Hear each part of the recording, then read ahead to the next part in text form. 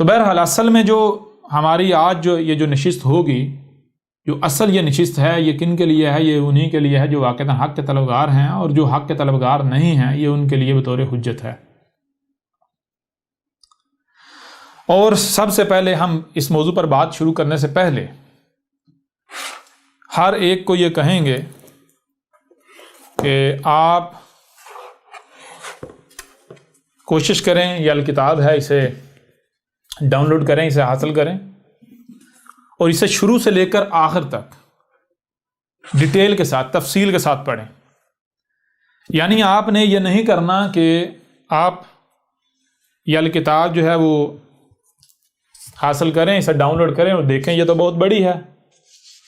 لہذا اتنی بڑی کتاب میں کیسے پڑھوں گا، تو کیا کروں؟ جیسے مینڈک چھلانگے لگاتا ہے اس طرح چھلانگے لگانا شروع کر دیجئے۔ اب میں آپ کے اوپر پہلے یہ بات واضح کر دوں کہ اگر آپ یہ دیکھتے ہیں کہ الکتاب بڑی ہے اور میں اگر اسے ترتیب کے ساتھ پڑھوں گا تو مجھے ٹائم لگے گا، لہٰذا میں کیا کروں؟ میں بیچ بیچ میں سے مینڈک کی طرح چھلانگے لگا کے جو چیزیں میرے مطلب کی ہیں، جو میری خواہش ہے، میں اپنی خواہش کی اتباع میں ان پہلوں کو، ان چیزوں کو پڑھ لیتا ہوں اور باقی جو ہے چھوڑ دیتا ہوں۔ تو اس کا نتیجہ کیا نکلے گا؟ اس کا نتیجہ یہ نکلے گا کہ جیسے مثال کے طور پر آپ کے سامنے میتھمیٹکس کا، ریاضی کا ایک بڑا فگر لکھا ہوا ہے 2 + 5 - یہ اس طرح، یعنی اب اگر آپ کہیں پر بھی چھلانگ لگاتے ہیں، یعنی کوئی ایک بھی ہندسہ مس کر دیتے ہیں، کوئی ایک بھی ہندسہ جو ہے آپ اسے نظر انداز کر دیتے ہیں،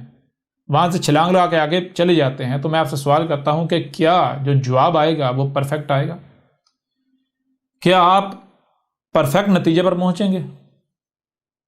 تو کسی کو بتانے کی ضرورت نہیں ہے، ہر ایک اوپر واضح ہے کہ بھائی اگر ایک بھی ہندسہ بیچ میں سے مس ہو گیا، اسے نظر انداز کیا یا اسے اعراض کیا، تو نتیجہ جو ہے وہ صحیح سامنے نہیں آئے گا، نتیجہ غلط سامنے آئے گا، ہم جو اصل منزل ہے اس پر نہیں پہنچیں گے بلکہ ہم کسی کھائی میں جا گریں گے۔ تو جیسے میتھمیٹکس ہے بالکل اسی طرح یہ جو الکتاب ہے اس کی ترتیب بالکل اسی طرح ہے۔ اگر مثال کے طور پر آپ اس میں سے کہیں سے اپنے من پسند کی شے جو ہے اس کو جا کے پڑھنے کی کوشش کرتے ہیں تو اس کا نتیجہ یہ نکلے گا کہ آپ ہدایت کے بجائے گمراہی کی طرف چلے جائیں گے۔ یہ بالکل ایسا ہی ہوگا جیسے قرآن میں آپ دیکھتے ہیں بہت ساری آیات ہیں، مثال کے طور پر جو آیت ہے کہ اس وقت تک جو ہے وہ صلاۃ کے قریب نہیں جانا جاتا کہ تم حالت سکر میں ہو۔ اب اگر اس آیت کا پہلا حصہ لے لیا جائے کہ تم نے صلاۃ کے قریب بھی نہیں جانا اور دوسرا حصہ جو اس کو چھوڑ دیا جائے تو نتیجہ کیا نکلے گا؟ آپ تو یہی سمجھیں گے بھائی قرآن کہہ رہا ہے کہ صلاۃ جو ہے اس کے قریب بھی نہیں جاؤ، قرآن تو صلاۃ کے قریب بھی جانے سے منع کر رہا ہے،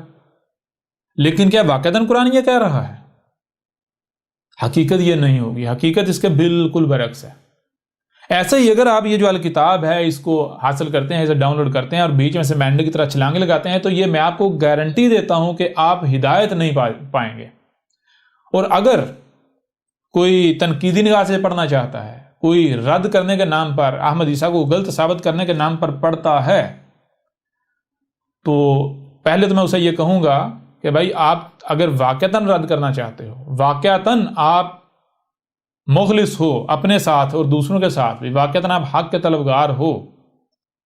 تو پھر آپ ایسا کرنا کہ اس کو شروع سے لے کر آخر تک ترتیب کے ساتھ پڑھنا۔ اس کے بعد اگر آپ کو لگتا ہے کہ الکتاب جو ہے اس میں بلنڈرز ہیں، کچھ غلطیاں ہیں، کچھ یعنی کہ غلط بات کی گئی ہے، اس کو ریفیوٹ کیا جا سکتا ہے،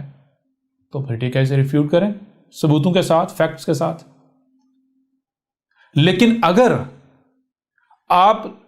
رد کرنے کے نام پر آپ لگاتے ہیں مینڈے کی طرح چھلانگیں،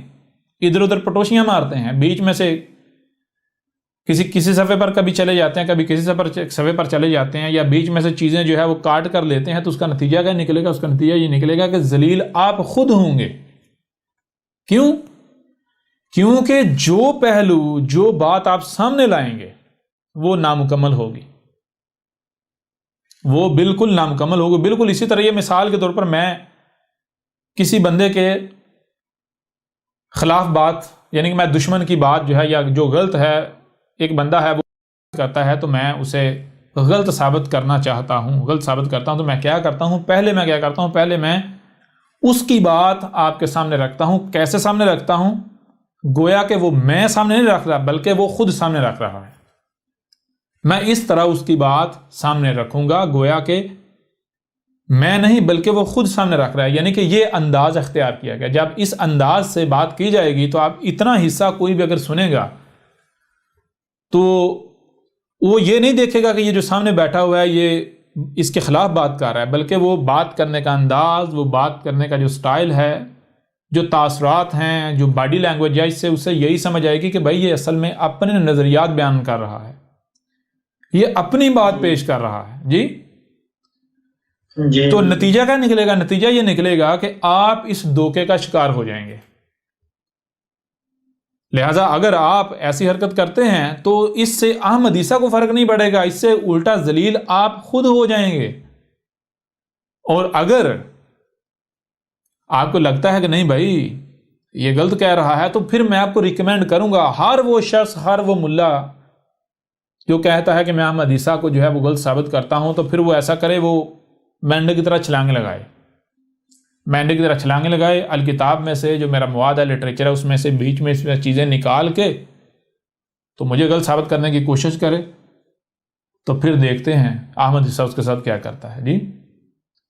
ہاں جی بالکل۔ احمد عیسیٰ کو تو الٹا آپ لوگوں کے خلاف ہتھیار ہاتھ آ جائے گا۔ جی جی اگر آپ ایسی حرکت کرتے ہو تو جان لو اس سے احمد عیسیٰ کو فرق نہیں پڑے گا، بلکہ احمد عیسیٰ تم لوگوں کو اور مزید ذلیل کر کے رکھ دے گا، تمہاری اوقات، تمہاری حیثیت مزید کھول کر سامنے رکھ دے گا۔ جی بہرحال اس لیے میں ہر ایک کو جو ہے وہ کہوں گا، یہ نصیحت کروں گا کہ دیکھیں آج آپ کے پاس وقت ہے، بعد میں پچھتانے سے بہتر ہے ایک بار الکتاب کو جو ہے وہ حاصل کریں، اسے ڈیٹیل کے ساتھ، ترتیب کے ساتھ شروع سے لے کر آخر تک پڑھیں، اس کے بعد آپ کا کوئی سوال نہیں رہے گا، اور جو بھی سوالات آپ بھیج رہے ہیں آپ کو الٹا شرمندگی ہوگی کہ ہم نے جو ہے وہ کتنی جہالت کا مظاہرہ کیا، کہ جو سوالات ہم نے بھیجے ان کے جوابات تو آلریڈی الکتاب میں موجود ہیں، جوابات تو یعنی کہ وہ بات کی بات ہے، سوالات پیدا ہی نہیں ہونے تھے، اگر الکتاب پڑھ لی جائے تو یہ تمام تر سوالات پیدا ہی نہیں ہوں گے، دنیا کا کوئی سوال ایسا نہیں جس کا جواب جو ہے الکتاب میں نہیں ہے۔